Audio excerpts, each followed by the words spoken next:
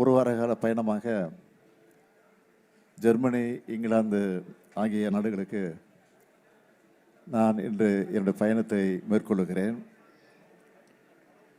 September 8ஆம் தேதி நான் திரும்பி வருகிறேன். தாயகம் தமிழகத்திற்கு திரும்பி வருகிறேன். இந்த பயணத்தில் தமிழ்நாட்டை நோக்கி தொழில் முதலீடுகளை ஈர்ப்பதற்காகவும்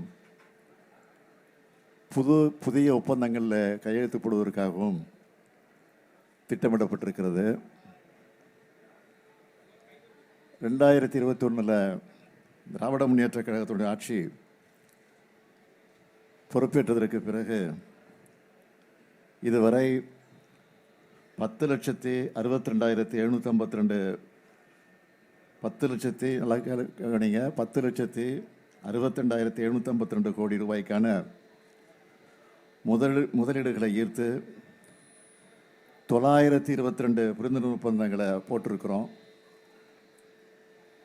இதன் மூலமாக 32,82,132 பேருக்கு வேலை வாய்ப்புகள் உறுதி செய்யப்பட்டிருக்கு.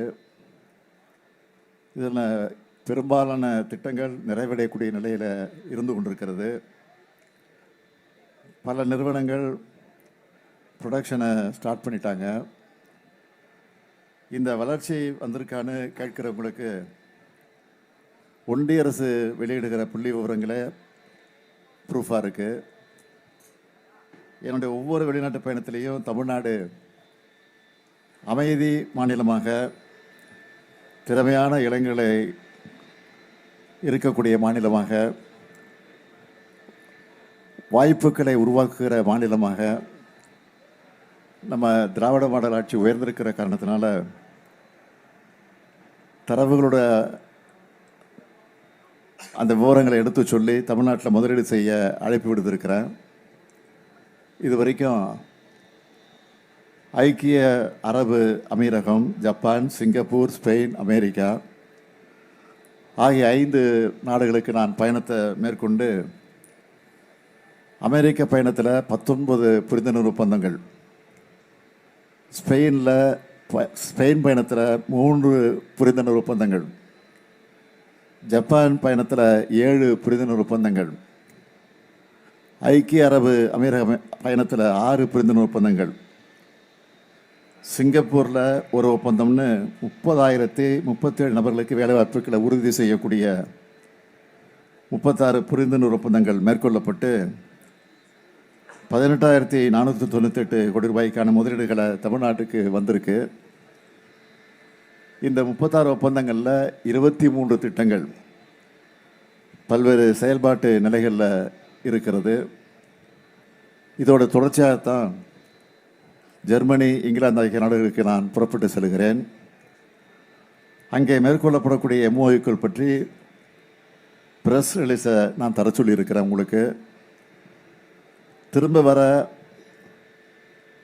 அன்னைக்கும் நான் உங்களை சந்தித்து இது குறித்து விவரமாக சொல்ல இருக்கிறேன். இந்த பயணத்தில் குறிப்பாக சொல்லணும்னா செப்டம்பர் 4ஆம் தேதி ஆக்ஸ்போர்டு யூனிவர்சிட்டியில் நடக்கிற சுயமரியாதை இயக்க நூற்றாண்டு கருத்தரங்க நிகழ்ச்சி நான் கலந்து கொண்டு பகுத்தறிவிப்புகள் தந்தை பெரியார் படத்தை திறந்து வைக்கக்கூடிய ஒரு அற்புதமான ஒரு நிகழ்வு நடைபெற இருக்கிறது. நாட்டிலேயே அதிவேகமாக வளர்ச்சி பாதையில் நடைபெறக்கூடிய நம்முடைய தமிழ்நாட்டை நோக்கி புதிய முதலீடுகளை ஈர்க்க நான் செல்லுகிறேன். ஆகவே உங்களுடைய வாழ்த்துக்கள் எனக்கு வேணும்.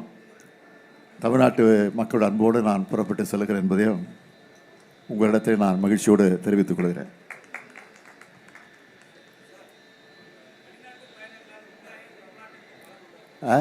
வெளிநாட்டு பயணங்களால் தமிழ்நாட்டிற்கு உண்மையாவே பலன் உண்டா என்ற விமர்சனங்கள் முன்வைக்கப்படுகல. என்ன விமர்சனம் சொல்றாங்க? இல்ல, அதிமுக பொறுத்தவரை தொடர்ந்து விமர்சனங்கள் முன் வச்சுக்கிட்டே இருக்காங்க வெளிநாட்டு பயணங்கள் தொடர்பா. வெளிநாட்டு பயணத்தை பொறுத்த வரைக்கும் எதிர்க்கட்சி தலைவராக இருக்கக்கூடிய பழனிசாமி அவர்கள் இதை குறித்து கூட விமர்சனம் பண்ணியிருக்கிறாரு. பழனிசாமியை பொறுத்த வரைக்கும் தன்னுடைய பயணங்கள் எப்படி இருந்துச்சோ அப்படித்தான் இந்த பயணங்கள் இருக்கும்னு நினைக்கிறாரு. ஆனால் நான் கையெழுத்து போடக்கூடிய அளவுக்கு அனைத்து ஒப்பந்தங்களும் நடைமுறைக்கு வந்திருக்கு, வரப்போகுது, வந்திருக்கு. தமிழக சட்டமன்ற தேர்தலுக்கு இன்னும் ஒரு 7 மாதம் தான் இருக்குது. புதிய கட்சிகள், ஏன்னா திமுக கூட்டணியில் ஆல்ரெடி 9 கட்சிகள் பக்கம் இருக்காங்க, புதிய கட்சிகள் வர்றதுக்கு வாய்ப்பு இருக்கா சார்? புதிய கட்சிகள் வரவில்லையோ, புதிய வாக்காளர்கள் திமுக பக்கம் வந்து கொண்டிருக்கிறார்கள், அதான் உண்மை. சார், பீகார் கூட போயிட்டு வந்தீங்க அண்மையில். அந்த பீகாரில் எலெக்ஷன் கமிஷன் சில விஷயங்கள் பண்ணதாக அங்கே சொன்னீங்க. தமிழ்நாட்டில் அதே மாதிரி வாய்ப்பு இருக்கா சார்? அதே மாதிரி எலெக்ஷன் கமிஷனுடைய செயல்பாடுகள் இருக்குன்னு நினைக்கிறீங்களா நீங்கள்? யார் எப்படிப்பட்ட சதி செஞ்சாலும் அதை முறியடிக்கிற வல்லமை தமிழ்நாட்டுக்கு உண்டு. ஏன் பீகாரில் கூட தேர்தல் ஆணையம் நினச்சது நடக்காது. உண்மையாக நான் போயிட்டு வந்த அனுபவத்தில் சொல்கிறேன். ஏன்னா அங்கேயும் மக்களை எழுச்சி பெற வைக்க தேர்தல் ஆணையம் உதவி செஞ்சிருக்கின்றது தான் உண்மை. சி ஓட்டர்ஸ் கருத்து கணிப்பு குறித்து உங்கள் கருத்து என்ன சார்? சி ஓட்டர்ஸ் கருத்து கணிப்பு நடத்தியிருக்காங்க, அது குறித்து உங்கள் கருத்து என்ன? எந்த கருத்து கணிப்பு இருந்தாலும் எல்லா கருத்து கணிப்புகளையும் மிஞ்சி ஒரு அமோக வெற்றி தான் திமுக கூட்டணி பெறப்போகுது, அதில் எந்த சந்தேகமும் இல்லை.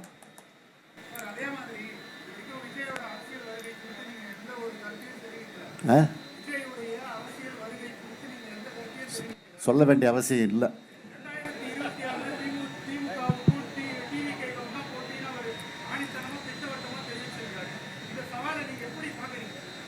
நான் அதிகம் பேச மாட்டேன், இதுக்கெல்லாம் பேச வேண்டிய அவசியம் இல்லை.